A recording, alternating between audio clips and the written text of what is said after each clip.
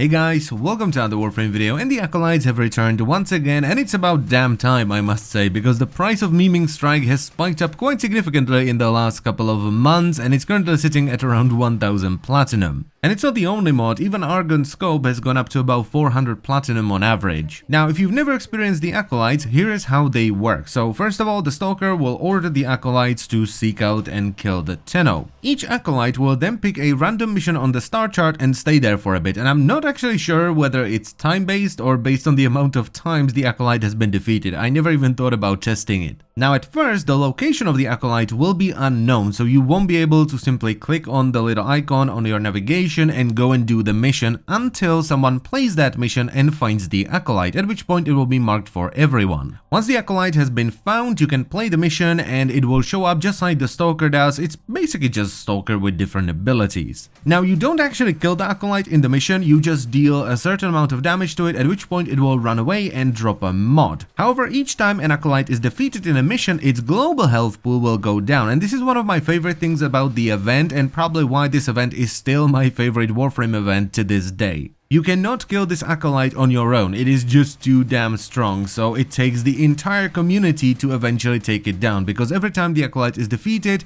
its global health pool will go down until it reaches 0, at which point the Acolyte dies. And that's basically all you need to know as far as the mechanics are concerned with this event, yeah? So Stalker will call one of his Acolytes, it will pick a random mission and it will be hidden until someone plays that mission and marks it for everyone else, at which point you can go and do the mission and farm the Acolyte for mod until it changes mission and someone has to find it again. And we repeat that over and over and over again until the Acolyte dies. That's pretty much it. Now, assuming they didn't add any new Acolytes, there should be 6 of them in total. There is Angst, which drops body count, repeated clip, spring-loaded chamber, and pressurized magazine. Malice, which drops focus defense, guided ordnance, targeting subsystems, and narrow barrel. Mania, which drops catalyzer link, embedded catalyzer, weeping wounds, and nano-applicator. Torment, which drops hydraulic crosshairs, blood rush, laser sight, and argon scope. Violence, which drops shrapnel shot, bladed rounds, sharpened bullets, and maiming strike. And finally we have Misery, which drops everything. And while this sounds really good, oh my god, it's gonna drop everything, there is a lot of mods, so the percentages on each mod are very low. If you, for example, want to farm Argon Scope and Memeing Strike and you go for Misery, you only have a 0.67% chance of getting it. So if you're going for a specific mod like Memeing Strike or Argon Scope, it is much better to farm the appropriate Acolyte. Now the standouts here, at least in my opinion, are definitely Weeping Wounds, Argon Scope, and Maiming Strike. Weeping Wounds is kind of like the status version of Blood Rush, so it's gonna give you more status chance as you build up your combo counter. This is really good. Argon Scope is gonna give you bonus critical chance on primary weapons when you're aiming down sights after you get a headshot, and Maiming Strike just straight up gives you 90% bonus flat crit chance on a slide attack with a melee weapon. So if you put it on a melee weapon that has 10% base crit chance, you will always crit with a slide attack.